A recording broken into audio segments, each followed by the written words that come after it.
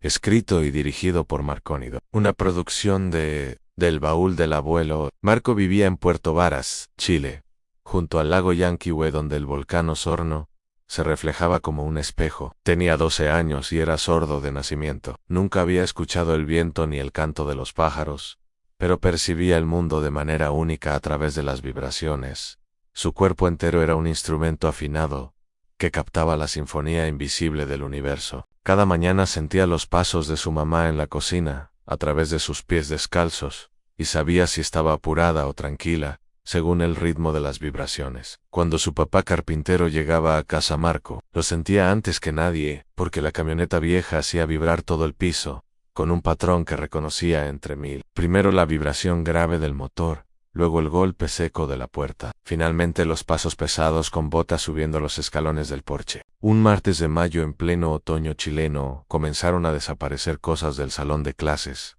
Primero la calculadora de la profesora, luego el estuche de Javierra, después el libro de Tomás, y los niños se acusaban unos a otros, mientras las voces se elevaban en discusiones acaloradas. Marco se tapaba los oídos aunque no escuchaba porque el caos visual lo abrumaba, pero había notado algo que nadie más vio. Un patrón en las desapariciones, que solo su cerebro entrenado para detectar secuencias podía descifrar. Las cosas no solo desaparecían, sino que aparecían en lugares imposibles. La calculadora dentro del macetero, el estuche en el congelador de la cocina, el libro en el techo sobre las vigas del gimnasio. Y mientras Matías declaraba dramáticamente que había un ladrón y que tenían que atraparlo, Marco levantó la mano tímidamente, aunque no le gustaba ser el centro de atención. La señorita Fernanda le dio la palabra, y Marco habló con su voz monótona característica diciendo que no era un ladrón, sino Benito, el gato anaranjado del conserje don Mario, que estaba jugando y escondiendo cosas brillantes. Todos lo miraron con incredulidad,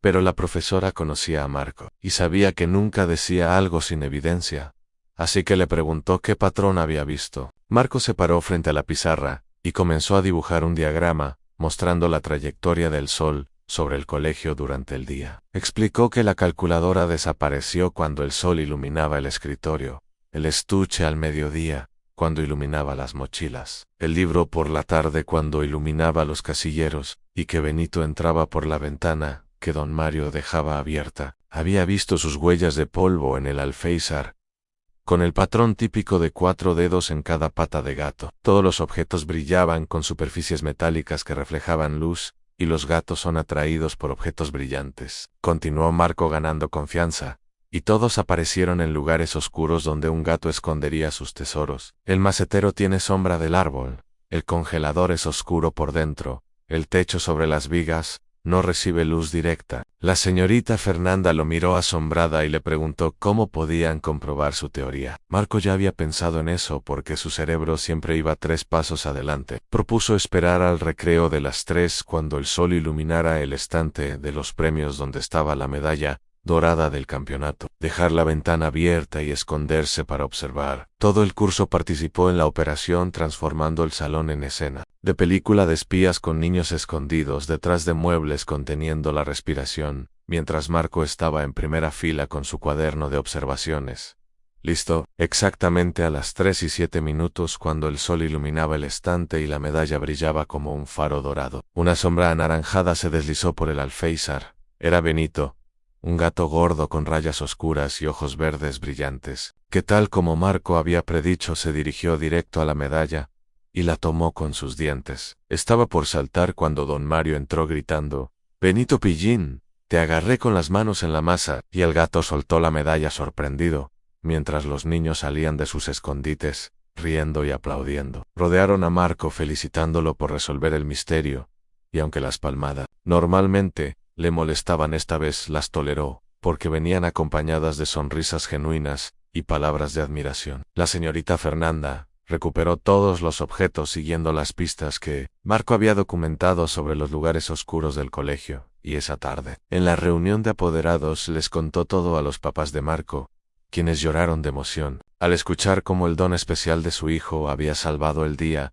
con su habilidad para ver patrones invisibles que otros no podían detectar. Desde entonces Marco se convirtió en el detective oficial del curso para resolver misterios y problemas que requerían pensamiento lógico. Descubrió que su sordera no era una limitación, sino un superpoder que le permitía procesar información de maneras únicas, ver conexiones invisibles, recordar detalles que otros olvidaban, y encontrar orden en el aparente desorden del mundo cotidiano. Y aunque seguía prefiriendo la soledad de la Rayán en el recreo donde observaba patrones de la naturaleza, sin ruido abrumador, ahora sabía algo importante.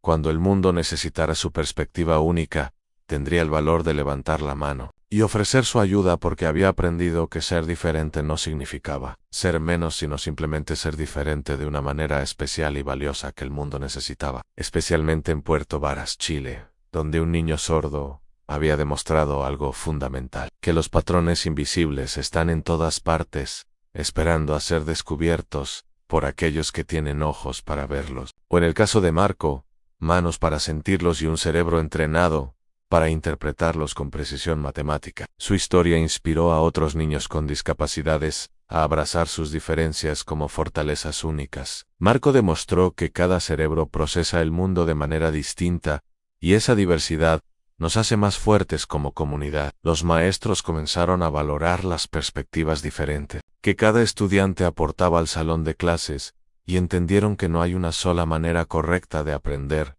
o de percibir la realidad. Y Benito el gato anaranjado, el causante involuntario de todo este descubrimiento, siguió visitando el salón ocasionalmente, pero ahora don Mario cerraba las ventanas cuando había objetos brillantes a la vista. Marco guardó en su memoria este día como un momento de transformación personal, donde descubrió su verdadero valor, un día donde su diferencia lo convirtió en héroe, en lugar de en alguien que necesitaba ser arreglado. Y cada vez que pasaba frente al estante de premios y veía la medalla dorada brillando, sonreía recordando cómo un gato travieso le había enseñado la lección más importante de su vida, que todos tenemos superpoderes únicos esperando ser descubiertos. Solo necesitamos la oportunidad correcta para demostrarlos al mundo y a nosotros mismos, con valentía y confianza. Si encuentras entretenida la publicación, sígueme, dame un me gusta y compártela con tus amigos.